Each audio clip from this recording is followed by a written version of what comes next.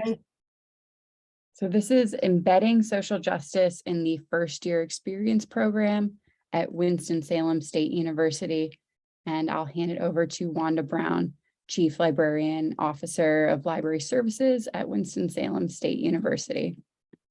Thank you very much, Devin. And I'd like to welcome everyone to our afternoon session, which is entitled Embedded Social Justice Within the Freshman Experience.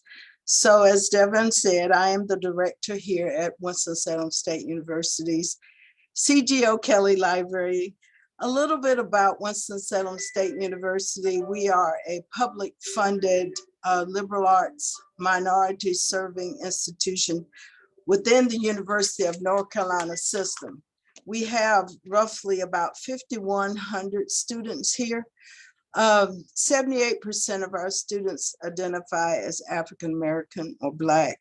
We have about 7% of our students here who identify as white, 4.5% as Hispanic.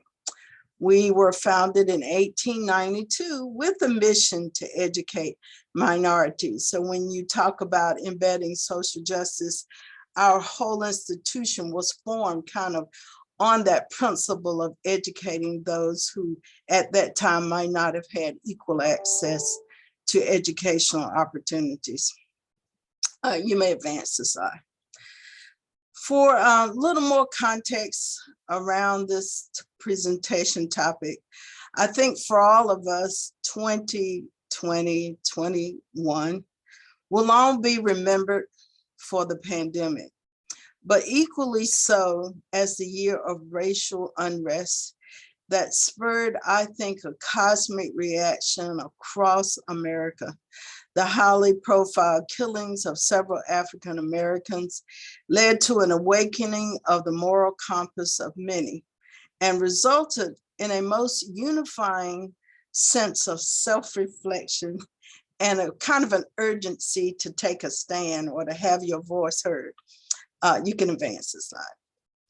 So this self-reflection led to a lot of schools publicly releasing statements of support for solidarity around issues within the fight for equality, social justice, inclusion, privilege, you name it. For some, this prompted this desire to revisit their processes, their programs, and everything.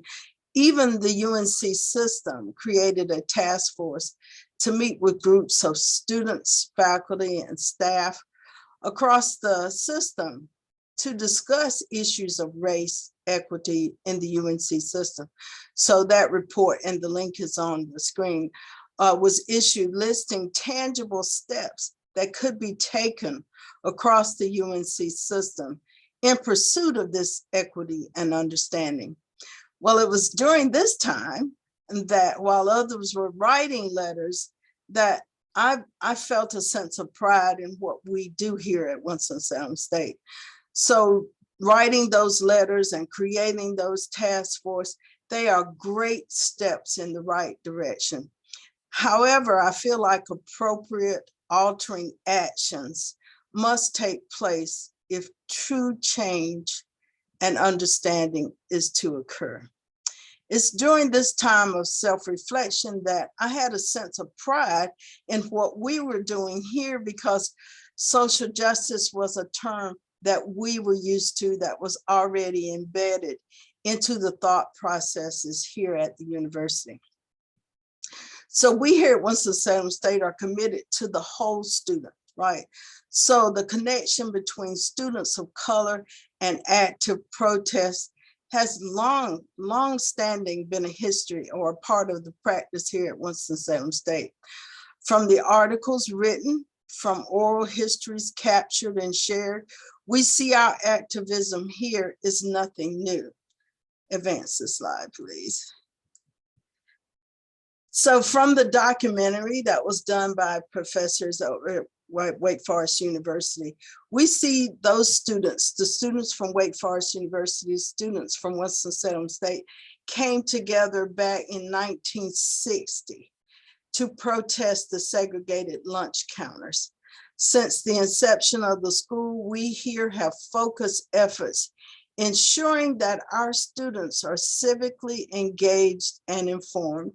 Hence, we have our motto, enter to learn and depart to serve. So our session today will highlight our freshman experience course, which we refer to as FYE. This is a required 2-credit course that meets twice weekly. Dr. Stitz, who unfortunately can't be with us today, I will take her part of the session and talk to you a little bit for her. And then I'll have another librarian, AlTonya Washington, misspelled her name, discussing the first year seminar course during the pandemic. And then concluding will be Sharnette Evans sharing the FYE course insights. And then we will leave our contact information. Of course, we ask that you ask any questions as we go through. So as I move into the Dr. Stitz portion, I'm so sorry to hear that she's not well and she's out. So she asked me if I would read her portion. So I'm going to read through parts of it and talk through parts of it. A little bit about Dr. Stitz. First, Dr. Stitz is the Associate Provost of Undergraduate Education and Dean of the University College. She also serves, though, as a faculty member in the marketing department. So she felt like that she could come to this topic from both angles, from the angle of faculty member and from an administrative angle. So I think that when the university has always, we always kind of had social justice as a framework for the work that we do. And we believe in social justice. We have always been concerned about barriers and those inequities that negatively impact our students, our faculty, and our staff. If our community is suffering, then we are suffering as well. As we think about how the university will continue to remove the needle of those things that serve as barriers to our students being successful or being able to accomplish what they need to, we think about this, then we believe you have to have a social justice mindset to go through the university. It must be a part of our culture. It has to be woven from the chancellor all the way down to every person who works here has to have that mindset. So it must be in the residence halls. Our students, our alumni, even our board of trustees must embrace this concept of social justice.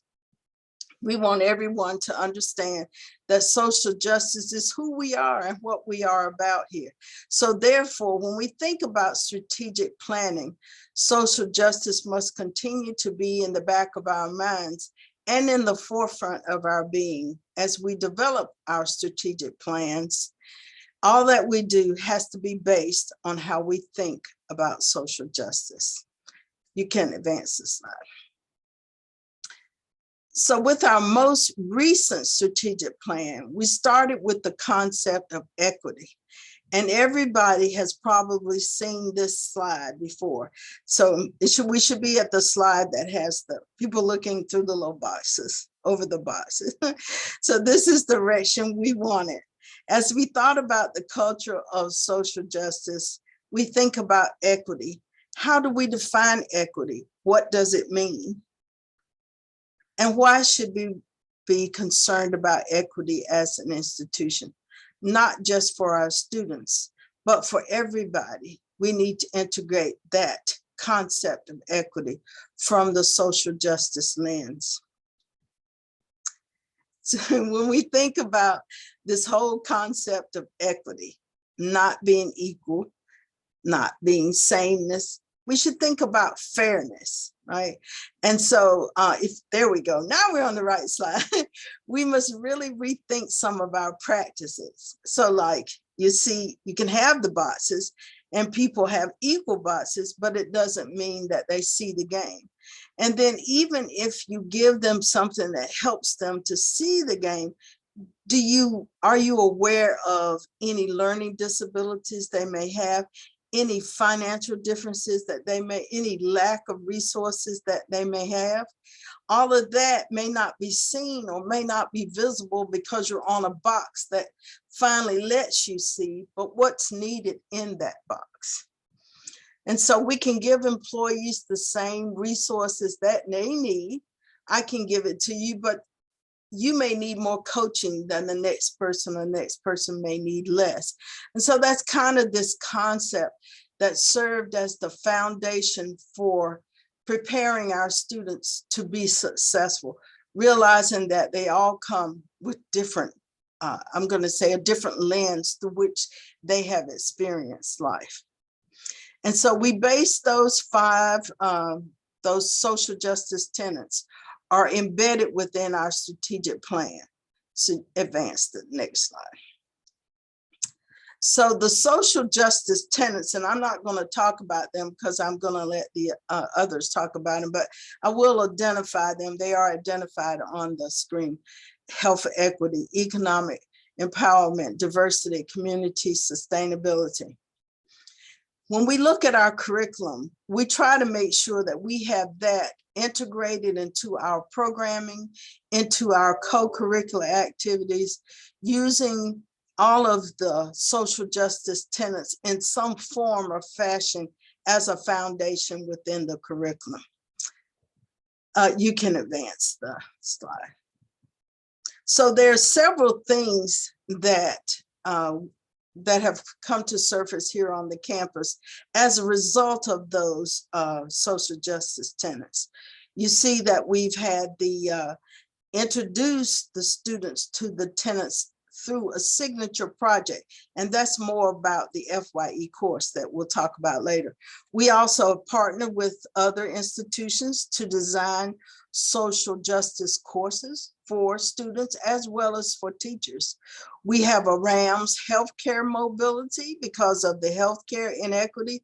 We have a mobile unit that goes into the community. You might see them at a football game or a basketball game or at a shopping center on a weekend where people can receive, free medical attention. So we see this as a part of the culture of who we are here. We have an enterprise center that we support. That enterprise center is like an incubator space for a new business development. So we want our students to be successful or to be business minded, but we also want to help anyone in the community that might be able to start their own business or need guidance or support. We want to be conscious of the fact that here in Forsyth County, we are number 3 in the United States for a child born into poverty is likely to die in poverty. Well, with those statistics there, and this university sitting right in the heart of that area where a lot of the minorities are, we feel that it is our responsibility to help lift up that community. And we do it by equipping each student to be as knowledgeable about their circumstance or about how those social justice tenets do impact their lives or their well-being. Okay, so you can advance the slide one last time. So now we're looking ahead to our next strategic plan, and that equity discussion, it still continues. We continue to think about equity and some of the realities. Now, the pandemic also showed us that there were, inadequacies. Access to the internet was not available to a lot. A lot of people a lot of students we know had difficulty having the technology they needed or the expertise at home to even help a student with that technology when the school sent it home. So we realized that we have that as a foundation with which we are preparing our 2016-2021. So the reality is that many of us come in with less than. We aren't equal. We're not on an equal basis when we come. So how do we get equal sometimes is the question before us. How can we get equity into a space that's so, I think, difficult to put a finger right on the reasons or the things that lead to this. But the ideal space for us is we like to be able to remove the fence so everybody can get at the game, no matter how they need to get it there. Removing those inequities. So if you remove that fence, then people can see the game. They get those outcomes and opportunities afforded to them that everyone has the right to have. So you'll hear more about our first year experience, which is the course that is offered here. So first, I'm going to turn it over to my colleague, Ms. AlTonya Washington, who will talk more about that first year course. Hey, good afternoon, everyone. You can advance the slide, Devin. Washington, reference and education librarian for Winston-Salem State University C.G. O'Kelly Library. I'm also the liaison for the English, foreign language, music departments, as well as the interim serials librarian and an FYE instructor. And so fall 2020 was actually my first semester teaching an FYE course at Winston-Salem State. So as you can see, I'll be speaking about what this course was like during the pandemic. As I said, it was my first year teaching FYE. So, I was just in for all kinds of fun here. So you can advance the slide, Devin. So during this time, the term equity took on an even greater meaning. There were concerns about availability and accessibility of materials, and not just for the students, but for the faculty as well.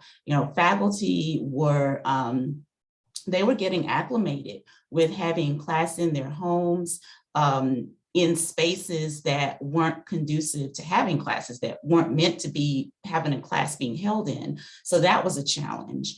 And even internet accessibility was a high concern for many, but especially for our students. Next slide, please. So the FYE course was traditionally an in-person class, but that semester, it was taught online. And many of our students were actually experiencing the reality of some of the social justice tenets they would soon be learning about. So they were no longer just engaging with the course material in an abstract manner. They were getting real world interaction with it.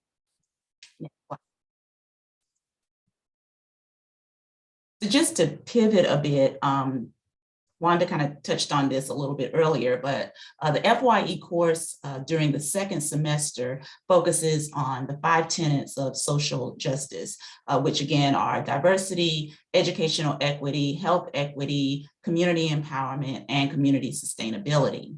So the way it works is during the first semester, the focus is on topics that relate more to student success, things like time management, study skills, financial literacy, et cetera. In a moment, my colleague Sharnette Evans will speak more about how those elements and more are used to engage the students. But we wrap up the first semester also by giving the students something of a sneak peek into what the tenets are. But mainly our huge focus is what equity is. And I believe that you saw the slide with the boxes. So we do incorporate that into the last part of that first semester, just to give the students a sense of what they're going to be going into. Next slide, please. So as I stated earlier, many of our students were already getting a sense of what equity was, even if they didn't realize it yet. So to get things started with them as the instructor, my primary task was getting them to understand that equity wasn't only about offering assistance, but factoring in individual needs in terms of the level of assistance provided. And from here, we moved on to the signature project, which is when the students actually apply what they've learned about equity, what they've been learning up to a certain point in the second semester even about the social justice tenets. And that's in order to put it all to work as it relates to a specific tenet. So they're going to pick one and then they're going to delve in a lot deeper with that specific tenet. And here we come to the more challenging aspects right now, because putting all this stuff together, it requires student involvement. Next slide, please. Because I had such a large class, well, most of the classes are between 25 and 35 students. I think I had a full group of 35 that 2020 semester. And because I had such a large group, I actually decided on the groups and the tenets. Sitting here now with you guys talking about this, I'm now at a place where I can look back and compare two different terms. So for the 2021 semester, I just went through and counted off students and placed them in groups. So it's like, 1, 2, 3, 4, 5. Okay, these 5 are going to diversity. 1, 2, 3, 4, 5. These 5 are going to health equity and so on. But this past term, the 21-22 semester, my plan going in was to utilize the information from one of the modules. We had a module on personality, discussing the different ways that people learn. And the students had the chance to, take these personality assessment kind of tests. And I had planned to have groups consisting of, my advocates. There were people who tested as being advocates, creative thinkers, the more introspective students, my assertive students. And my plan was to pick one from each of those groups and put in a group to give them a more well-rounded feel. But unfortunately, that didn't work because we wound up letting the students in that semester, in this 21-22 semester, work individually. So, best laid plans, but I do encourage anyone considering this type of project to use this approach and see what you get by putting these different personality types in one group. That's something that I really want to try and see what kind of outcome we have, because at the end of the day, the purpose was to get the students to be more engaged and to be more successful with that final project. So in terms of assigning the tenets, I remember I said I assigned the groups and the tenets. I did that because there were tenets that the students just felt more comfortable with than others. For instance, many were happy to choose diversity or health, but few wanted community sustainability or community empowerment. They just felt more comfortable with ones that they were just more familiar with or had heard more often. But once the tenets were assigned, I did let the students choose their own topics. Next slide, please. So for instance, the community empowerment group focused on community partnerships. They plan to do this by organizing a community block party / job fair that would bring those career building, wellness, and parenting skills partners together with the members of the communities they serve. My health equity, health concerns relevant to low-income housing, their focus was aimed at identifying building safety and sanitation issues to make residences safer and targeting ideas to bring awareness and funding to those concerns. The educational equity group, they aim to improve the quality of education in public schools by approaching the subject in a threefold manner, which included organizing a protest to heighten awareness of the issue, identifying methods of fundraising, and finally, to identify a low budget school and its needs in order to create a financial plan for improvements. So some of my students just got this. They understood what the task was and moved forward, while others struggled a bit. And I think much of that was due to the fact that we were online in 2020, 2021, we were online for all of this. The class was online, established, and students had to meet with their own individual groups. All those meetings that they had, they were online. And I believe that many things just didn't translate well for some. For instance, my diversity group, they didn't quite understand that the project was not so much about reporting on the tenant as it was about finding solutions to problems related to the tenant. Now, my community sustainability team, they did an awesome job, even though they chose a broad topic like homelessness. And there was so much that could be done with that topic. And so going in, my initial concern was that the tenant, the focus on the tenant would just get lost in all of that. It would just be so huge, so broad that they wouldn't realize that, get to the point of what I really wanted them to focus in on. But they were very creative, and they organized a project. Their idea was called Project Homes, with homes standing for helping others move to effective, efficient shelters. And their plan was to assist nonprofit organizations in their fundraising efforts to improve, update, or expand current housing shelters. And so in a sense, their endeavor basically was to serve as something of a fundraising party planner of sorts. And they would go further into identifying donors, but also identifying needs of shelters and budgeting for those needs. Next slide, please. So my greatest challenge as the instructor was keeping these groups united, because so many of them did not want to work in groups at all. They wanted to work individually. I think this is why the program made the project an individual exercise the following semester, because the students in the 2021 classes were so miserable working together. You know, they were in a group, but they were still distant. And you know, I'm not exaggerating when I say they were miserable. They did not want to work together.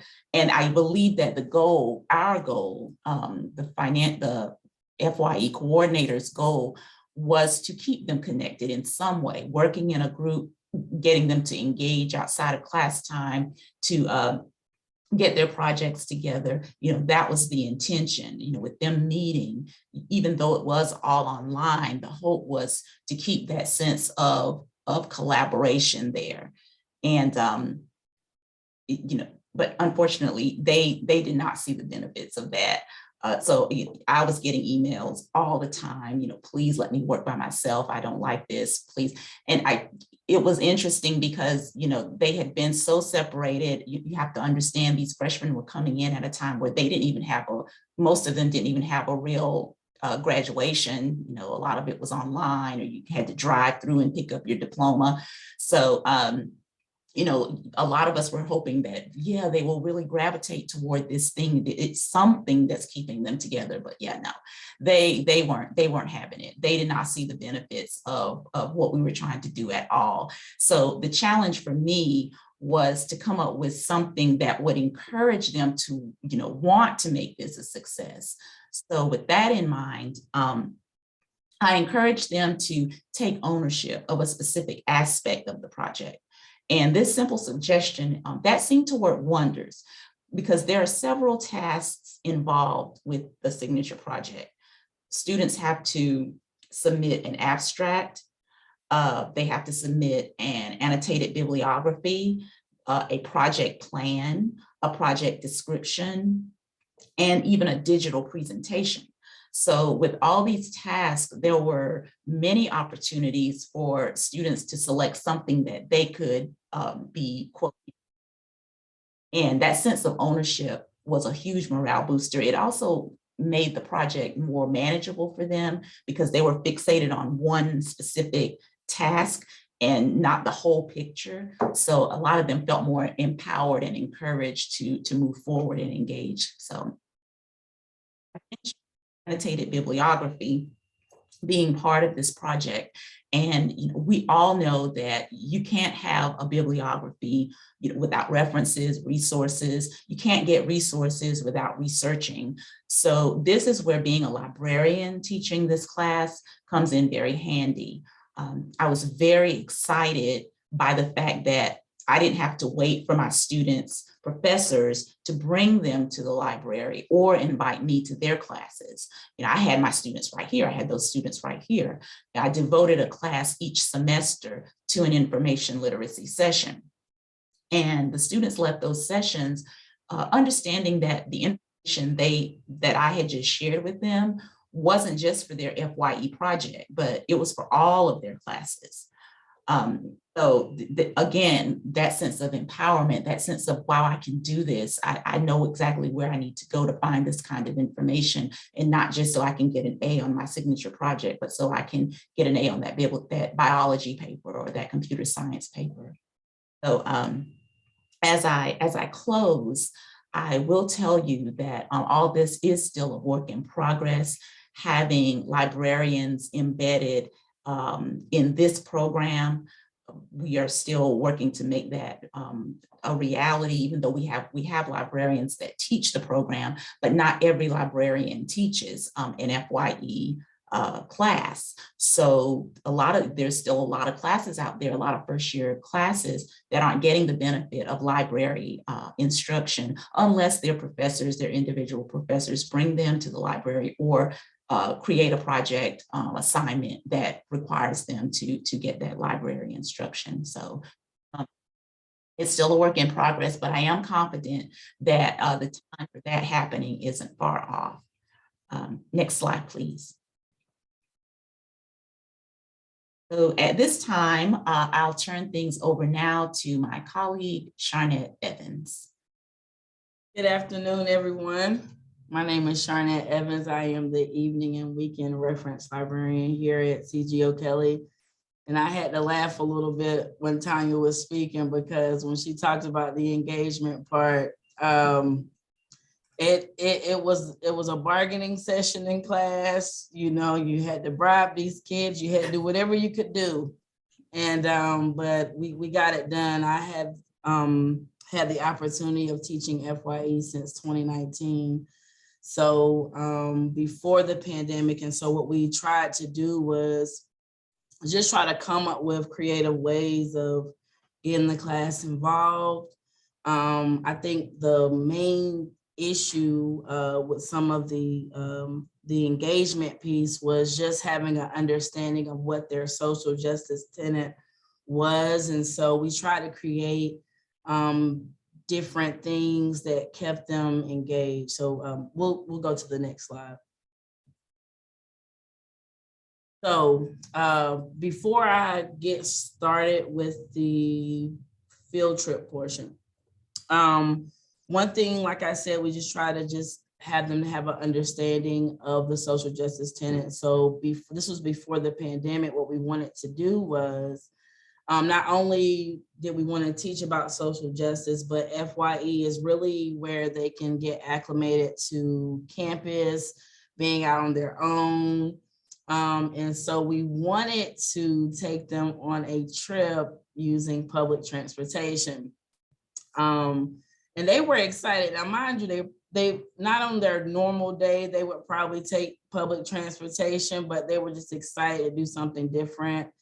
And so we didn't have the opportunity to actually do the field trip, but what we were anticipating was for our students to get used to the Winston-Salem area, knowing how to catch the bus or any public transportation, because Uber and Lyft can get expensive after a while. So you can go down there and catch the bus for 75 cents, $1.25, let's do it.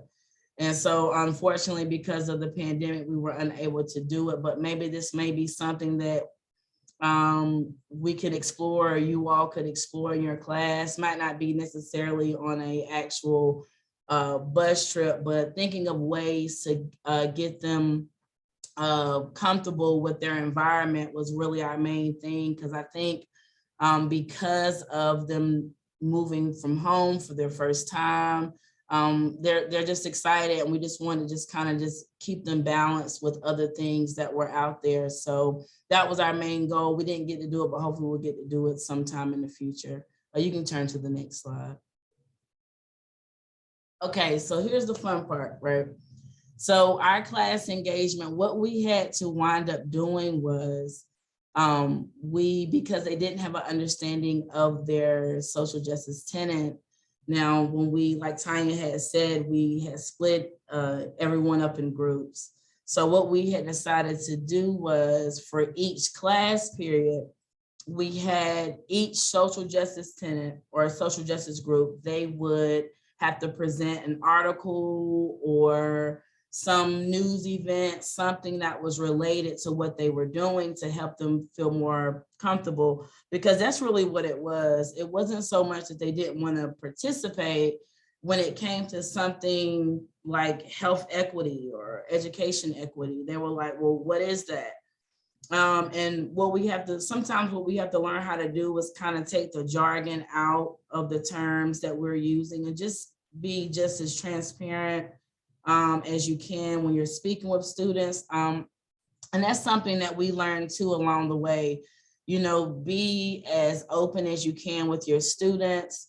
That really helped a lot. So when we had them to present in front of the class, not only did they have an understanding of what they were doing, so did the class. Now the class was able to engage, ask questions.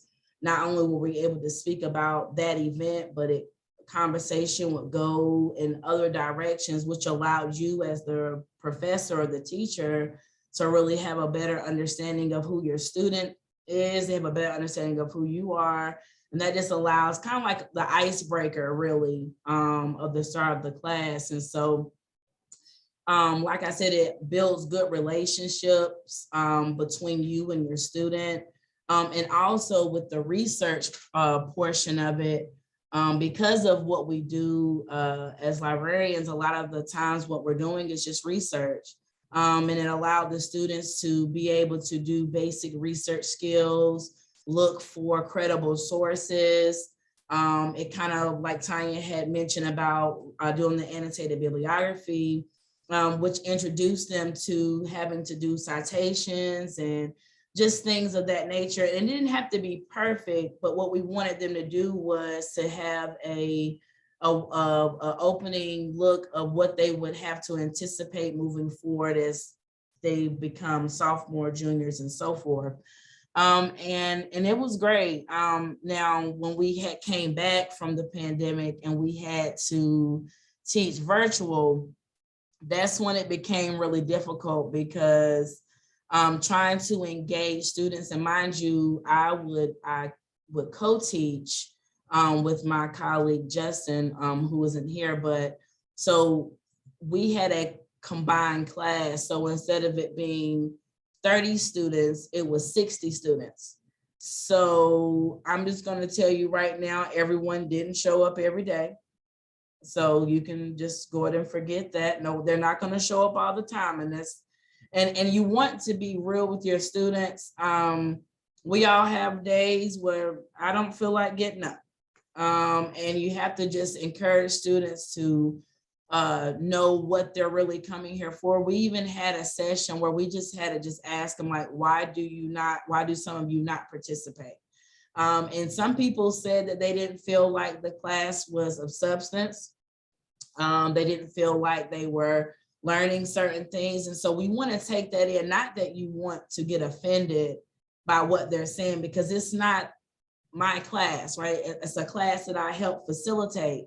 And so in order for us to better these types of classes, and we want things to be of substance, we don't want to waste their time or their money, it's good to engage with students and ask them some things that they're looking for, so that you can start to implement some of those things for them, and kind of make it your own. And so I think that did help when we had that kind of powwow session of just, hey, just tell us straight up what the problem is, how you feel. And it allowed us to really be able to open up with the students. And so that's one thing we wanted to ensure. We just wanted to ensure real life lessons with them, things that they could take on from this class and use in other places.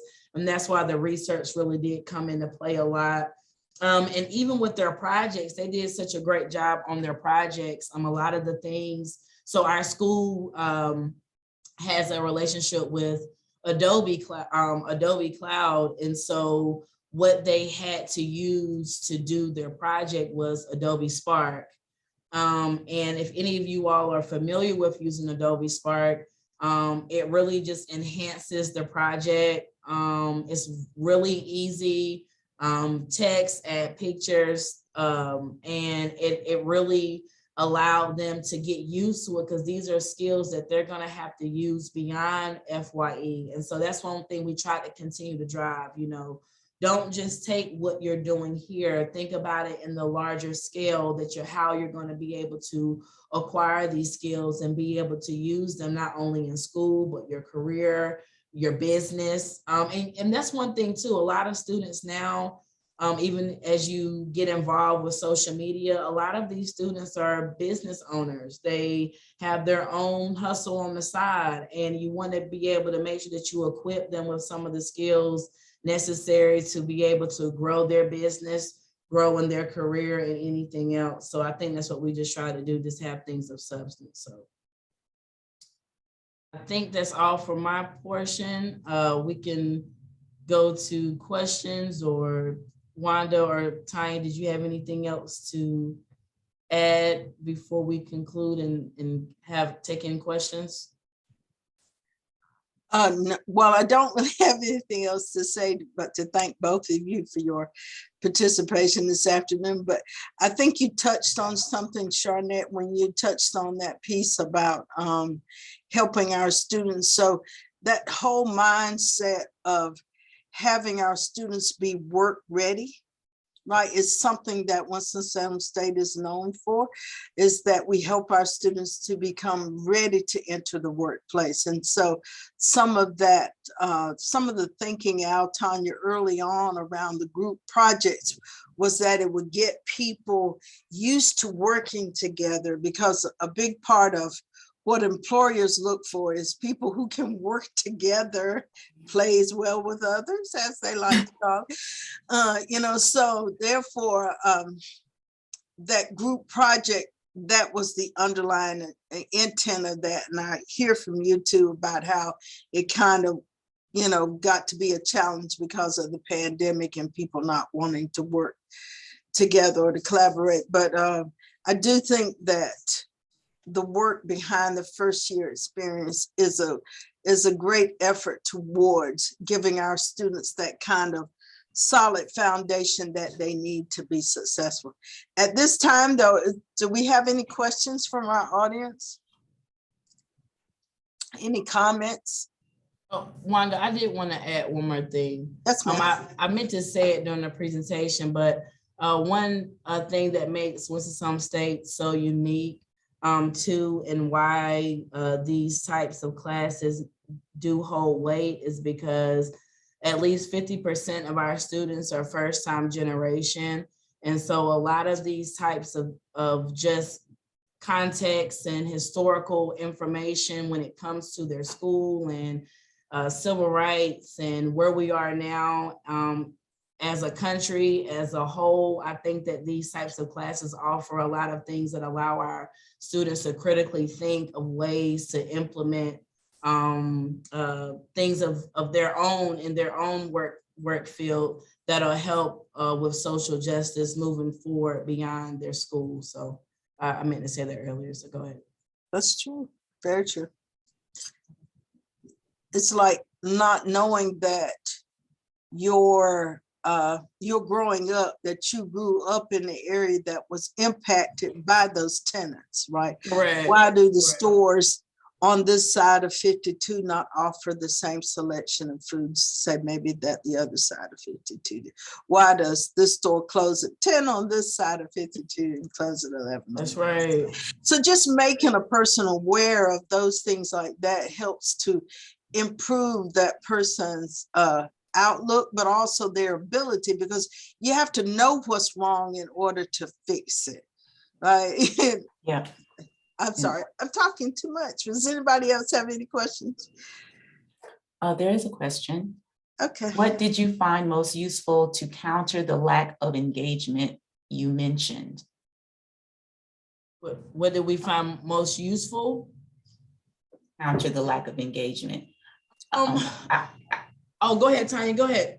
Knock it out. As I said, I think I said it when I was talking earlier that it helped when I was able to showcase a way that they could take ownership, and that was a huge morale booster when I was able to say, well, who wants to be in charge of this portion of the project, and who wants to be in charge of that portion. And so I think that taking ownership, that helped a whole lot. I will say, it's interesting, but my class from this past semester, 21-22, I posed the same question to them about, and this was before I even knew that the project wasn't going to be a group project, but individual. I did ask them, I said, how many of you would prefer to work on your own, and how many of you would prefer to work in groups? And all of them were like, we want to work in groups. And so it was like a complete turnaround. So I think that maybe the fact that everything was just so remote, everything was there was no engagement, and they felt like, well, there's no engagement, I don't want any engagement. But I think that this next class that I had, they were craving that engagement. So, but I think for me, it was just giving that ownership opportunity was the biggest, I don't know, best story that I could say from my class. Sharnette. Yeah, just to just piggyback off Tanya, I think that ownership piece was really really stood out. I think also I think sometimes we don't allow students to feel comfortable in just being able to like just express whatever it is that the issue is. And I think one thing that we did find out also is that students had other things going on, whether it was personal, whether it was, just falling behind in other classes. And I think what we really just tried to do was just be that support for them, show them and let them know where they can receive help, whether that was for tutoring, because we also have a 24-hour tutoring program, which is with Upswing. And not only if once Hill Hall closes, which Hill Hall was where students can go and get help with tutoring and write, our writing center is in there. When that closes, they have the opportunity to use Upswing. And a lot of times our students fall behind just because they don't know some of the resources that are available to them on campus. I know that every school has it where you have like the freshman orientation and you have all those things, but we've all been 18. We're not listening to everything that's being said to us at that time. So then when school really hits and you're like, oh my God, what can I do with the library? I forgot, you have all these questions. And so I think that's one thing where we try to kind of have that. So when we ask those questions, I think it just allowed us to kind of be like a Q&A session. This is your question. We want to answer this, help you out. And I think that really allowed us to be able to be more engaging with our students as well. Hope that answered the question. Does anyone else have any questions or concerns or comments? Folks, feel free to share in the chat or raise your hand, unmute yourself. I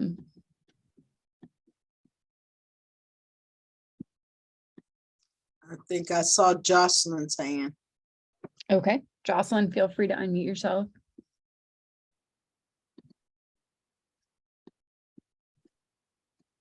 Jocelyn, I think you're muted if you're saying anything. She's still trying to unmute her. Oh, okay.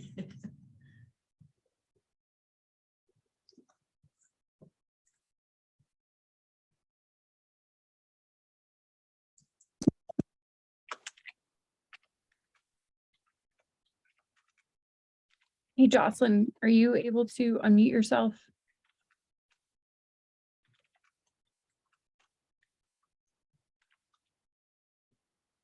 Can you hear me now? Yep. Yeah. Okay. So I was just saying that this was an excellent program. I wish that my nephew, who just went through his first freshman year, I won't mention the college, would have had something like this because he struggled. And I was helping him along, but this program sounds amazing. And if he would have had something like this, I think it would have helped him a lot. And now he's working at his first little job. But my thing is, I work at a public library, and I would like to take some of these elements and transform them into a public program. Any thoughts? Absolutely, I think you Yeah. could. I mean, I think you could offer it as just a class that talked about the 5 tenets of social justice. I think you would find people in your community would be very interested in coming and having conversations around those elements and embedding in that ideal of riding the bus. Somebody had put in the chat there, introducing the ideal of riding the bus.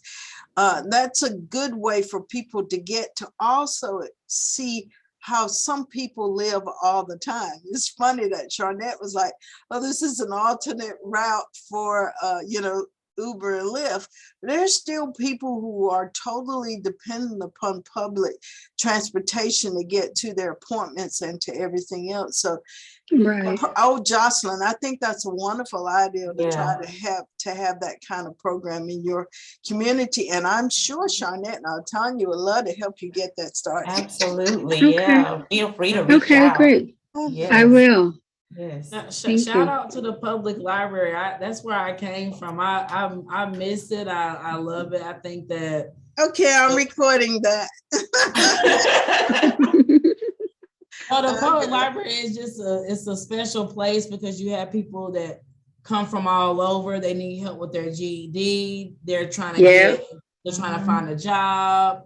You know, a lot of people may not have internet access at home. And so I think that that'll be a great program to introduce to them, just kind of getting their minds just thinking of different ways. And it just Right. opens up a whole new lane for people just to engage in different ways. I think that'd be awesome. I like it too. Ma'am. Yep. We're here if you want to collab. Yeah, please I do. will. Our contact information is on the screen right now. I got it. Definitely, please reach out to us. I will. Thank you. Nice to meet you, Miss Jocelyn. You too. Yes, ma'am. I was just going to read the comment from Samantha. She said, I like the idea of introducing students to the transportation system. I'm sure it was the first time for some. And she's saying in Durham County, riding the bus is free for now during the pandemic. So I wonder how long they'll keep that up. Thank you for that, Samantha. Yeah, I think your program integrates lifelong learning, and so much of this is like things that are just practical and connected to really just the values of the university as the starting off point for so much more, that you like take it in so many different directions, which I feel like you don't always see a college class actually acknowledge, oh, we have values here as a university, and here's how we do this, and here's how it can apply to so many other contexts of your life. Because yeah, these things like riding the bus, being connected to your community, and then actually attaching what you see to like phenomenon and like social services is really important. So it's really nice to see how this is something that they're introduced to from the jump. This is something that's like one of the first classes that they take at the university, right? Yeah. There's a question in We the got a question from Mhm. Gregory Hill. Hey, Greg. I used to work with Greg.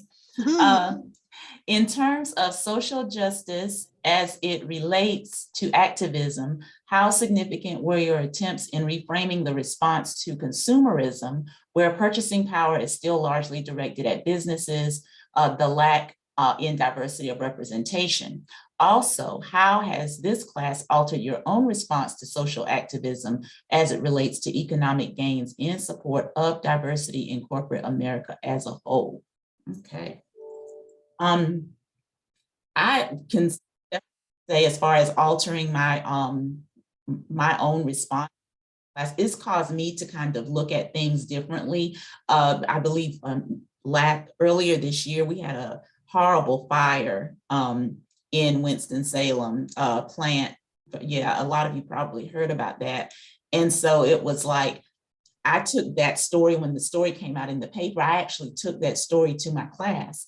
And we talked about all of the tenets that were involved just within that story alone, like community empowerment, health equity, diversity, and talking about how this happened on a side of town where majority of the residents were African American, and why, and the fact that this plant was there, and things that had just gone unnoticed as far as safety issues and things like that. So it's caused me to kind of look at things around me and thinking, oh wow, that's an example of health equity, or educational equity, or community sustainability. So it just makes you kind of look at the world a little differently. Anybody else? Yeah, I think, and thank you for your question. Yeah, I think we can just call it, I guess, economic equity. When you think about it, that was actually something that was on the slide before, and then we had put the original up there. But I think one of the things of how we did talk about this in class, because we talked about a lot, was allowing our students to understand and look at, okay, what we have on this side of town, where you live, comparatively to another side of town that is maybe predominantly white compared to a side of town that's predominantly people of color. What types of things are available? What types of things are accessible? Who actually has buying power? What do you use your money for? And how, when you do buy in other neighborhoods or in other communities, do you see that money trickling into your communities? Mm-hmm. And so those are definitely questions that are definitely need to be answered. We also talked about stocks. A lot of times, if I'll just be very candid, a lot of times in our community, stocks and investing your money is not talked about enough. And so we can't, and like we told our students, don't count yourself out for thinking you're too young or you're not supposed to be here in these types of conversations, because we spend our money all the time, and you want to make sure that you are spending your money in places where not only are you receiving something that is of good quality, but you also want to make sure that that money is represented in your community as well. And so I think that's a great conversation piece moving forward that should really be honed in on, not just if you were a business major or whatever. I think that should definitely be something that should be reached out to students as their freshman year coming in. So thank you for that question. That's a really good question. There's a second part to that. Wanda, did you want to answer the first part before we move on? No, I wanted to speak at that angle just slightly different when he was speaking about purchasing power still being directed at businesses with the lack of diversity representation. So it's kind of like our profession, because our profession lacks, for the most part, minority representation at many of the UNC public schools. There's probably only one minority or maybe two as far as librarians, and how important it is for communities that students and community patrons are able to walk into a library and see a person that looks like them, or be able to relate to a person. And so I do think that when you look under that umbrella of directing your business making sure that there's diverse representation. I think that that's important for our libraries to do the same, is to make sure that we employ staff that represent the communities that we serve. There was a response from David about the, I believe the Buses. free bus fares, and he says that will stay up there. I guess the free fares until there are no more federal funds, unless the state of North Carolina will kick in when the federal funds end. The Go Triangle website says fares will remain free until June 30th, 2022. Thank you, David. And also, speaking of like lack of diversity, I don't know, and maybe because now that I'm not a student, I'm kind of looking on the other side. Like at Winston-Salem State, I have just admired these students so much for their talents. There are so many young entrepreneurs here, and they are so supportive of one another. And I think because of just where social media has taken off, now students are really coming in with a total different mindset than what we were coming in when we were in school. They are thinking about being a business owner. Even when I think it happened at, I think it was at Clark, Atlanta, the person who, what is it? I think it's called Slutty Vegan is the name of the business, but she had granted all of the graduates there with their own LLC. I think people are starting to think more about that because like you said, Gregory, there is a lack of diversity being represented in different spaces. And I think people are saying, well, I don't need anyone to allow me to enter. I'm just going to just enter for myself. And I think more and more you start to see that across the board. Women have just been empowered with so many different things that are out here with just businesses. We definitely discussed the pink tax in class. That was definitely huge. And for people who don't know about the pink tax, that really deals with how women products we're charged more for our products comparatively to men products. And so just being aware of just certain things like that allows our students in our community to be empowered with just having a little bit more knowledge of things that are going on with how we spend our money. So.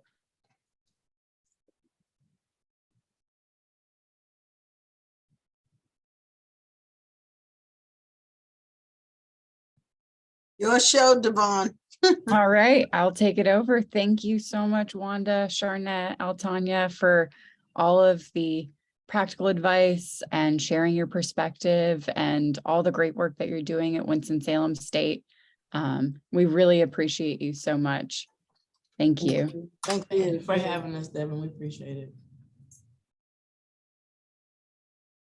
All right, folks. So what we'll do is switch gears.